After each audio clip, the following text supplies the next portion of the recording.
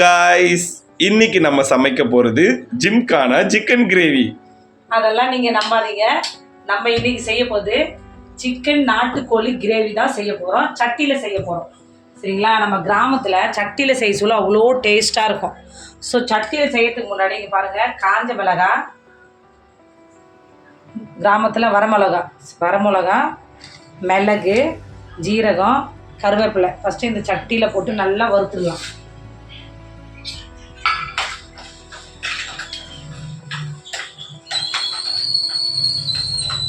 நான் ஏற்கனவே கேஸ் பற்ற வச்சு தான் வச்சுருந்தேன், அதனால சட்டி ரொம்ப ஹீட்டாக இருக்குது, அதனால போட்டுக்கிறேன். பாருங்கள், நல்லா வறுவெடுக்கும்.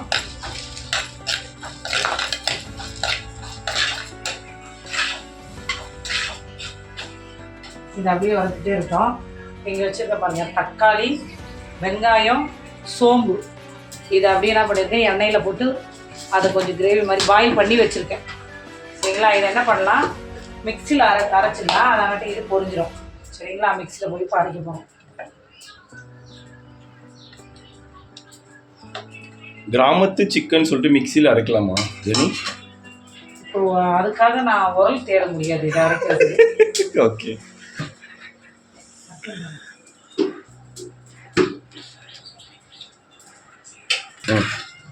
நல்லா வறுந்துச்சுங்க. வாசம் நல்லா வறுக்க சொல்லி நல்லா வாசமாக இருக்குது. அதுவும் சட்டியில் வர சொல்ல இன்னும் கொஞ்சம் நல்லா வாசனையாக இருக்கும், அதில் டேஸ்ட்டும் கொடுக்கும். இது அப்படியே ஒரு பக்கெட் இருக்கும்.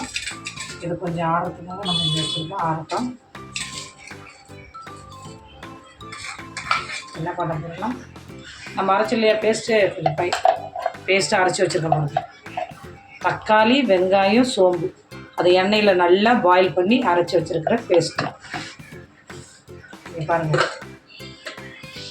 இப்போ பட்டை, லவங்கப்பூ ஒன்று, சோம்பு, ஒரு பிரியாணி இலை, மிளகாத்தூள், மஞ்சத்தூள், இஞ்சி பூண்டு பேஸ்ட்டு, கருவேப்பிலை, கொத்தமல்லி, அதுக்கு தேவையான நான் 1/2 கிலோ சிக்கன் எடுத்துருக்கேன், நாட்டுக்கோழி சிக்கன் எடுத்துருக்கேன். இப்போ கடாயிங்க, சட்டி நல்லா சூடாயிடுச்சு. நல்லெண்ணெய் ஊற்றினா இன்னும் நல்லாயிருக்கும்.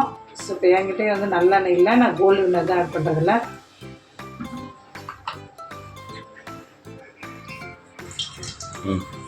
எண்ணெய் சூடாயிடுச்சு பாருங்கள். சோம்பு, பட்டை, லவங்கப்பூ எல்லாம் கம்மியாக தான் நான் போடுறேன். அது நல்லா பொரிஞ்சிடுச்சு, எண்ணெய் சூடாக இருக்கிறதுனால.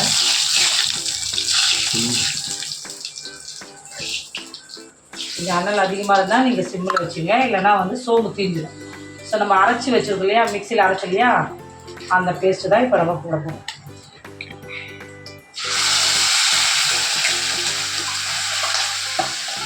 ஆல்ரெடி எண்ணெய் ஊற்றி தான் அந்த தக்காளி, வெங்காயம், சோம்பை நம்ம நல்லா அரைச்சி வச்சுருக்கோம். பாருங்க, நம்ம எண்ணெயில் பாருங்கள் குறைக்கிறது இருக்கிறோம்.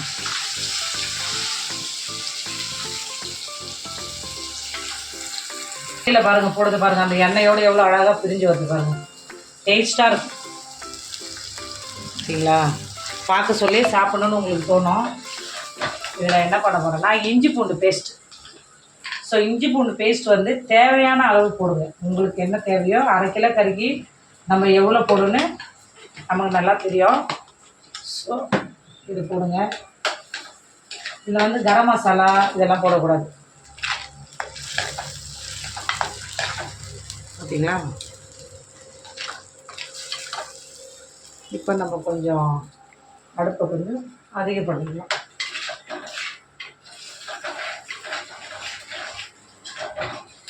இப்போ நம்ம மஞ்சத்தூள் போட போகிறோம், சரிங்களா? மஞ்சத்தூள் உங்களுக்கு தேவையான அளவுக்கு நீங்கள் போடுங்க. அப்படியே வச்சுக்கலாம். மஞ்சத்தூள் போட்டுருக்கோம்.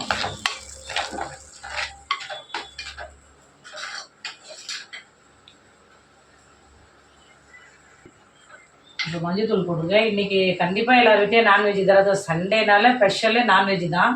ஸோ நாங்கள் சர்ச்சுக்கு போனதுனால காலையில் எதுவும் சமைக்கலாம், தயிர் சாதம் சாப்பிட்டுட்டோம். சரி, நைட்டுக்கு டின்னர் பண்ணால் பார்த்துக்கலாம் சொல்லி இப்போ சிக்கன் செய்கிறோம். நீங்களாம் கண்டிப்பாக சிக்கன் செஞ்சுருப்பீங்க, மட்டன், சிக்கன் யாருக்கு ஃபிஷ்ஷு யாருக்கு என்ன தேவையோ கண்டிப்பாக சமைச்சிருப்பீங்க. நல்லா எண்ணெய் பிரிஞ்சு வந்துடுச்சு பார்த்தீங்களா? இந்த சட்டி ஓரத்தில் பாருங்கள். சட்டி வச்சாலும் ஆல்ரெடி அதில் எண்ணெய் நமக்கு வரும். சட்டினால என்ன பண்ண போகிறேன்னா சிக்கன் பாருங்கள். சிக்கன் நல்லா வாஷ் பண்ணி வச்சுருக்கேன். இந்த பீஸை தான் சிக்கன் பீஸு தான் என்ன பண்ண போகிறோம் இல்லை நம்ம போகிறோம். சிக்கன் உங்களுக்கு தேவையான அளவுக்கு நீங்கள் கட் பண்ணிங்க. பெருசாகவும் கட் பண்ணலாம், சின்னதாகவும் கட் பண்ணலாம். நீங்கள் எப்படி சாப்பிடுவீங்களோ, குழந்தைங்களுக்கு எப்படி பிடிக்குமோ நீங்கள் அப்படி கட் பண்ணி வச்சுக்கோங்க. இடுக்கி வச்சு பிடிச்சிடுங்க. நம்ம கிளாத் வச்சு பிடிச்சோம்னா வச்சுக்கோங்க, அதில் அப்படியே தீ பிடிச்சிடும். அதுக்காக தான் நான் இடுக்கி வச்சுருக்கேன். உங்களுக்கு எது கரெக்டாக இருக்குமோ அதை நீங்கள் வச்சு யூஸ் பண்ணிக்கலாம்.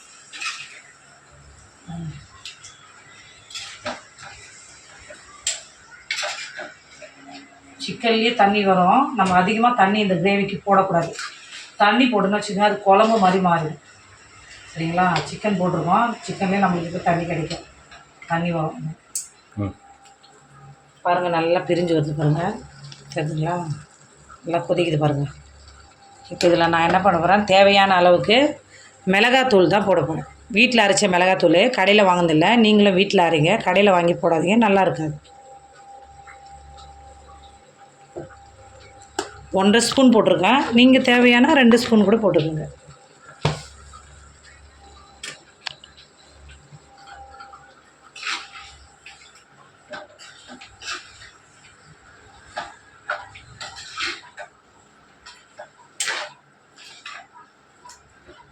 நல்லா மிளகாத்தூளை மிக்ஸ் பண்ணி போட்டு இதுக்கு தேவையான அளவு இப்போ நம்ம என்ன பண்ணுவோம், சால்ட்டு போடணும். சால்ட்டு கம்மியாக போடுங்க, ஏன்னா கிரேவியில் வந்து கல் உப்பு போட வேண்டாம், சால்ட்டு போட்டுங்க.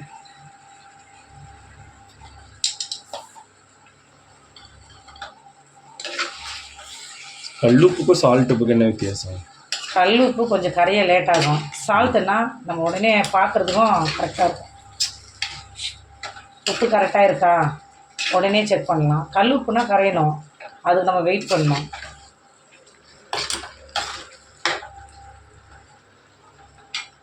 என்ன பண்ண போகிறோம்னா இதில் தேவையான நம்ம மிக்சியில் மசாலா அரைச்சோம் இல்லையா, அந்த மசாலா நான் தண்ணி கொஞ்சம் வச்சுருக்கேன்.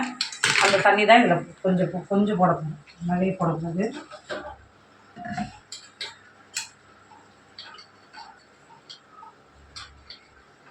அப்படியே கொஞ்சம் நல்லா மிக்ஸ் பண்ணிவிட்டு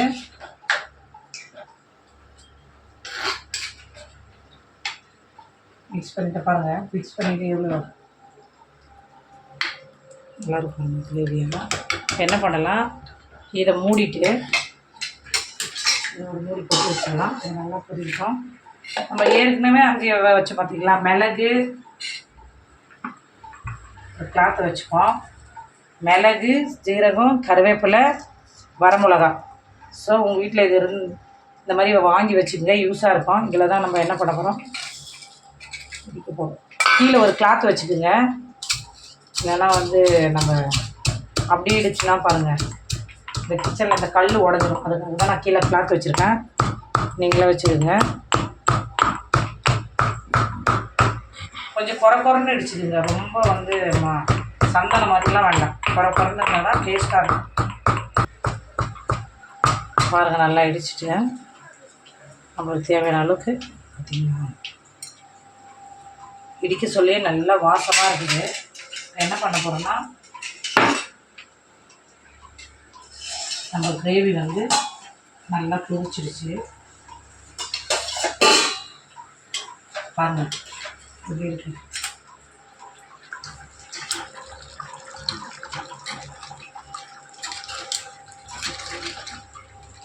நல்லா கொதிச்சிச்சு. இப்போ நம்ம இடித்து வச்சுருக்க மிளகு, சீரகம், வரமிளகா இடிச்சோம் இல்லையா, அதுதான் இதில் ஆட் பண்ண போகிறோம்.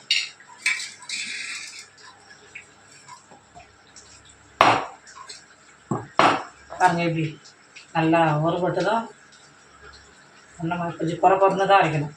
சரிங்களா? இது மேலே தோல் அப்படியே போட்டுக்கணும்.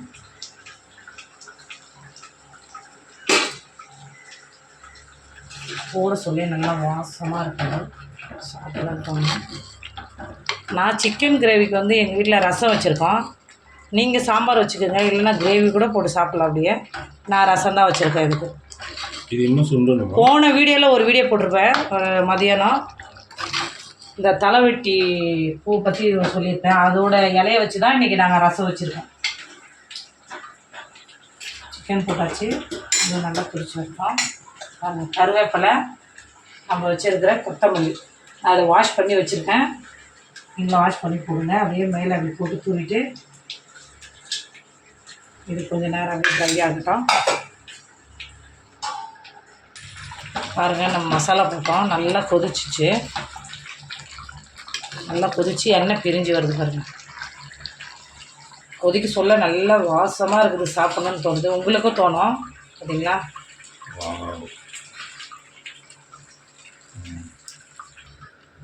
கிரேவி ஆயிடுச்சான்னு பார்ப்போம். தட்டி எடுக்க சொல்ல பார்த்து எடுங்க, அந்த ஆவி கையில் அடிச்சிட்டு போகுது பாருங்கள். சூப்பராக இருக்குது பாருங்கள். சூப்பர். இந்த மனம் 4 தெருக்கு வீசப்படுறதுக்கு. நான் இங்கே சமைக்கிறதுக்கு எங்கள் வீட்டுக்கு பின்னாடி போவாங்க, என்ன ஒரே வாசனையாக இருக்குதுன்னு கேட்பாங்க. பாருங்கள், என்ன தான் நம்ம வந்து கடையில் போய் chicken, tandoori chicken, manchurian, chicken gravy அது போய் நம்ம வாங்கி சாப்பிட்றதுல அவ்வளோ ஒரு ருசி கிடையாது. நம்ம வீட்டில் நம்மளே நம்ம கையால் அன்போடவும் கொஞ்சம் கணவரை பார்த்து நீங்கள் சமைக்க சொல்ல அதில் இருக்கிற அன்பும், அதில் இருக்கிற அரவணைப்பும், அதில் இருக்கிற சந்தோஷமும் எதுலேயுமே கிடையாது. நீங்கள் தினம் சிக்கனு, மீன், கறி இது தான் சாப்பிட்ணும், நாங்கள் ராயல் ஃபேமிலி அப்படியெல்லாம் காமிக்க வேணாம். வேதத்தில் ஒரு வசனம் சொல்கிறாங்க, புத்தி உள்ள ஸ்திரீயோ தன் வீட்டை கட்டுவாள், புத்தி இல்லாத ஸ்திரீயோ தன் கையினால் வீட்டை இடித்து போடுவாள்னு வேதம் சொல்லுது. அதுக்கு காரணம் என்னென்னா, நம்ம அப்படியே தாம் தூம் செலவு பண்ணி மற்றவங்க முன்னாடி ரொம்ப நம்மளை பிரம்மாண்டமாக காமிக்கிறதெல்லாம் வேணாம். நம்ம வீட்டில் என்ன இருக்குதோ, கர்த்தர் என்ன கொடுக்குறாரோ அதுக்கு சோத்திரம் சொல்லிட்டு சாப்பிட்டு பாருங்கள். அதில் இருக்கிற அன்பு எதுவும் கிடையாது. அது மாத்திரம் இல்லை, நீங்கள் சமைக்கிறீங்க இல்லையா, நீங்கள் பார்த்து சமைக்க சொல்ல உங்கள் புருஷன் உங்களை பார்க்காத மாதிரி தான் இருப்பார். அப்புறம் சமைச்சு என்ன தான் கொடுத்தாலும் நல்லா இருக்குதுன்னு ஒரு சில புருஷங்க சொல்ல மாட்டாங்க. காரணம் என்னென்னா, பின்னாடி போய் மற்றவங்க கிட்ட சொல்லுவாங்க, என் பொண்டாட்டி சூப்பராக சமைப்பா, ஆனால் முன்னாடி சொல்ல மாட்டார். ஏன்னா அவருக்கு ஒரு ப்ரெஸ்டேஜ் ப்ராப்ளம். அவர் முன்னாடி சொன்னேன் இன்னொரு நாள் சமைக்க மாட்டான்ற ஒரு பயம் வருது, அதனால் அவர் சொல்ல மாட்டார். ஆனால் எங்கள் வீட்டுக்காரர் அப்படி கிடையாது. நான் சாதாரண ஒரு தண்ணி கொடுத்தா கூட, தண்ணி நாடி இன்றைக்கி டேஸ்ட்டாக இருக்குதுன்னு கேட்பாரு. நான் ஒரு தண்ணி சாதம் கொடுத்தா கூட அது கூட டேஸ்ட்டாக இருக்குதுன்னா சொல்லுவார். உடனே ஆன் த ஸ்பாட்டு வெட்டு ஒன்று துண்டு ரெண்டு சொல்லுவாங்கள்ல, அதுதான் கணவர். இது கொஞ்சம் உப்பு இருக்கா பாருங்கள், டேஸ்ட்டாக இருக்கா பாருங்கள். டேஸ்ட் பார்க்க சொல்லி உங்களுக்கே தெரியும். செம்ம வேற லெவல். உனக்கு என்னமா எல்லாமே சூப்பரா சமைப்பேன். அதனால சமைக்கிறப்ப மூஞ்சி அப்படியே தூக்கி வச்சுக்கிட்டு எல்லாம் சமைக்காதீங்க. ஒவ்வொரு பொருளும் தக்காளி, வெங்காயம், கருப்புல, கொத்தமல்லி, இஞ்சி, பூண்டு கணவர் நினைச்சு வெட்டாதீங்க. அந்த அன்போடு வெட்ட சாதாரண பொருள் கூட ருசிக்கும். கொஞ்சம் அன்பா சமைங்க, கொஞ்சம் ருசியா சமைங்க, கொஞ்சம் லவ்வோடு சமைங்க, கொஞ்சம் சிரிச்ச முகத்தமா சமைங்க. பாய்.